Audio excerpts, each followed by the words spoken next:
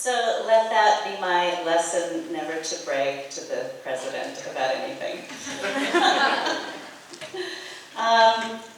Welcome to the first day of the rest of your life. I quote that directly from an honors college application submitted 4 years ago by one of the students sitting here on the stage today.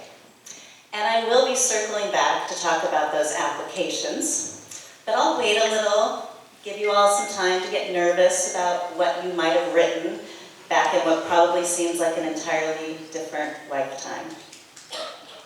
I want to start by noting that this graduating class is special to me. Now, this English professor doesn't even like the word special. It tends to be non-specific and overused.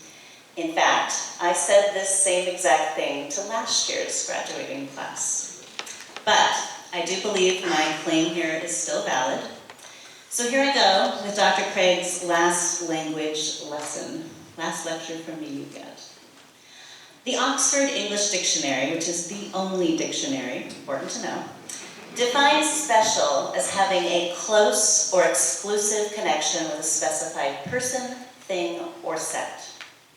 The etymology of special, and now I am really getting my full English geek on, so bear with me on this, comes from species, like special, which means kind or sort, and this makes sense in the sense that one species in the animal kingdom is distinct from others based on traits that they do or do not share.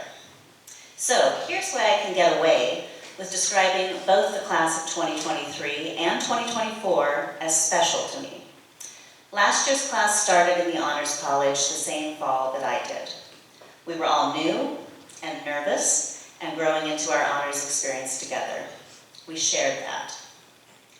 This class, with a few exceptions of people who graduate in 3 years or take 5, was the first group of students that I actually recruited into the Honors College.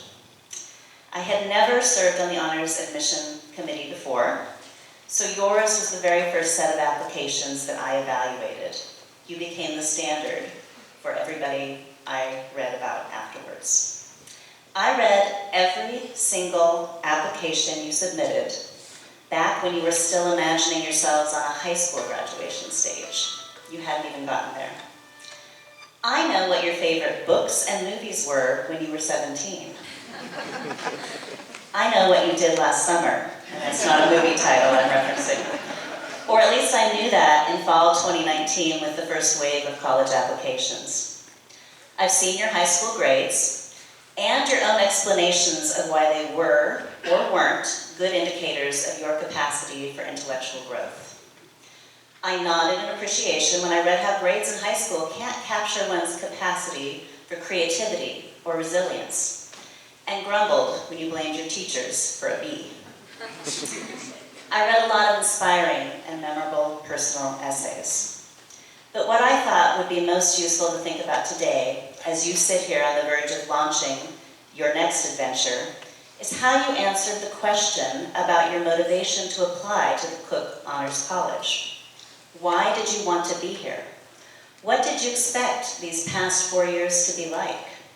Were those expectations met, exceeded, way off base? I pulled the answers anonymously, I'm not naming names, from the question on our application where this particular group of graduates explained why they wanted to join the CHC. And that actually is one of the questions we take seriously, because people don't always know exactly what they're getting in for. My favorite answer is not from this group, but I'm going to share it anyway and you'll understand why it's not from this group. Every year, and I think it's been every year, we get at least one answer that goes something like this. I want to open a restaurant someday. Cooking is my passion, and I know I can learn so much about it at the Cook's Honors College. And that is absolutely true. We get one every year. Some of you have been on the admissions committee, you know this. Sorry. Then Kevin or I have the task of gently breaking the news to that applicant that we are not actually a culinary institute. But we always tell them to look into Punxsutawney. But all of you here today knew where you were applying, and here's a sample of the themes that emerged about your reasons for joining this program in your own words. When I toured Whitmire Hall, I immediately felt a sense of home as I walked in the doors. I could envision myself studying in the common areas with my peers, engaging in deep conversations about politics, art, music, and life in general. I could imagine spending late nights with like-minded peers studying for an upcoming test. A different student said something remarkably similar. I also enjoy the idea of living with other honors students in Whitmire. A whole group of like-minded students studying together and supporting each other seems like an amazing way to spend my college nights. I can already imagine the long evenings with friends I made for life due to this program. And that theme of feeling at home with like-minded students returns here from a student, an excerpt, who had first told the narrative of initially wanting to escape the smart girl stereotype in high school. She said, as I walked around campus, I could imagine the success that I would bring to the table. I knew I could go far by joining clubs and being surrounded by smarter people than I. I realized that everyone around me is a teacher, and I wanted my experience to be at the Honors College.